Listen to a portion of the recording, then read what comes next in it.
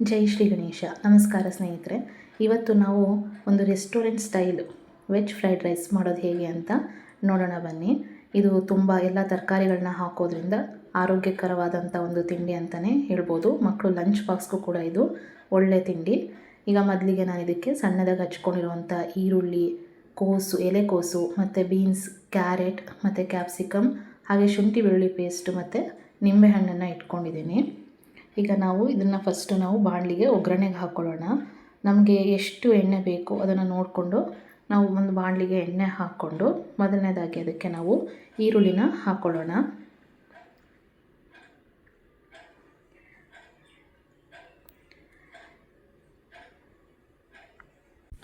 ಈರುಳ್ಳಿ ಹಾಕ್ಕೊಂಡು ಈರುಳ್ಳಿನ ಒಂದು 2 ನಿಮಿಷ ಹಾಗೆ ಬಾಡಿಸ್ಕೊಂಡು ನಾವು ಅದಕ್ಕೆ ಶುಂಠಿ ಬೆಳ್ಳುಳ್ಳಿ ಪೇಸ್ಟ್ನು ಕೂಡ ಹಾಕ್ಕೊಳ್ತಾ ಇದ್ದೀವಿ. ಈರುಳ್ಳಿ ಜೊತೆಗೆ ನಾವು ಶುಂಠಿ ಬೆಳ್ಳುಳ್ಳಿ ಪೇಸ್ಟು ಕೂಡ ಹಾಕ್ಕೊಂಡು ಇದನ್ನು ನಾವು 1-2 ನಿಮಿಷ ಮತ್ತೆ ಎಣ್ಣೆಯಲ್ಲಿ ಚೆನ್ನಾಗಿ ಬಾಡಿಸ್ಕೊಳ್ಬೇಕಾಗುತ್ತೆ. ಈರುಳ್ಳಿ ಸ್ವಲ್ಪ ಬೆಂದ ನಂತರ ಅದಕ್ಕೆ ಬೀನ್ಸು ಕ್ಯಾರೆಟನ್ನು ಫಸ್ಟು ನಾವು ಕ್ಯಾರೆಟನ್ನು ಹಾಕ್ಕೊಂಡು ಅದನ್ನು ಸ್ವಲ್ಪ ನಾವು ಫ್ರೈ ಮಾಡ್ಕೊಳ್ಳೋಣ.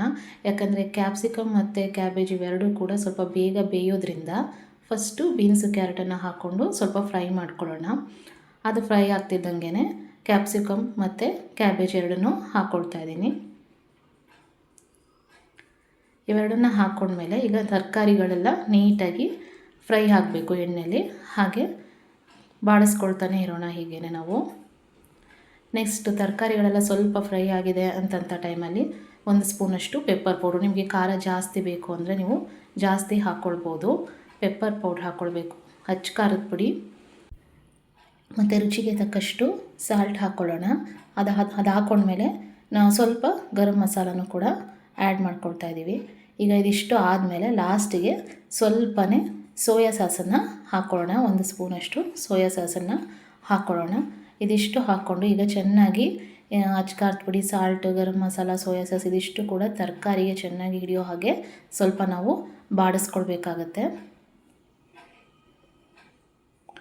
ನೀಟಾಗಿ ಇದು ಸ್ವಲ್ಪ ಫ್ರೈ ಆದಮೇಲೆ ಚೆನ್ನಾಗಿ ಬಾಡಿದ್ಮೇಲೆ ಇದಕ್ಕೆ ನಾವು ತರಕಾರಿ ಎಲ್ಲ ನೋಡಿ ಈ ರೀತಿ ನಾವು ನೀಟಾಗಿ ಬಾಡಿಸ್ಕೊಳ್ಬೇಕಾಗತ್ತೆ.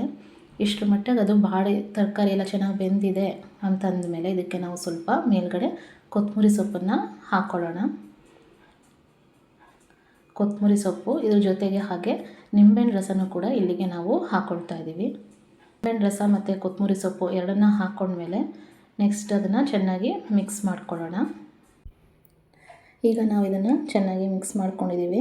ಈಗ ನಾವು ಸ್ಟವ್ ಆಫ್ ಮಾಡಿಟ್ಕೊಂಡಿರೋವಂಥ ಅನ್ನನ ಈ ಒಂದು ಗೊಜ್ಜಿಗೆ, ಫ್ರೈಡ್ ರೈಸ್ ಗೊಜ್ಜಿಗೆ ನಾವು ಚೆನ್ನಾಗಿ ಮಿಕ್ಸ್ ಮಾಡ್ಕೊಳ್ಳೋಣ ಅನ್ನನ.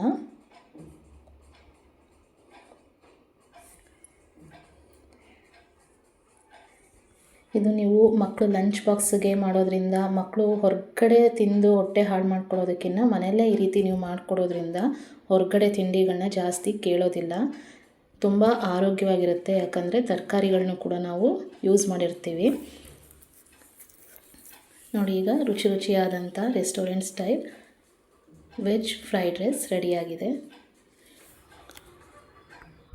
ಈಗ ರುಚಿಯಾಗಿರುವಂಥ ಮತ್ತು ಆರೋಗ್ಯಕರವಾದಂಥ ವೆಜ್ ಫ್ರೈಡ್ ರೈಸ್ ರೆಡಿಯಾಗಿದೆ. ಒಂದ್ಸರಿ ಎಲ್ಲರೂ ಕೂಡ ಮನೇಲಿ ಟ್ರೈ ಮಾಡಿ ನೋಡಿ.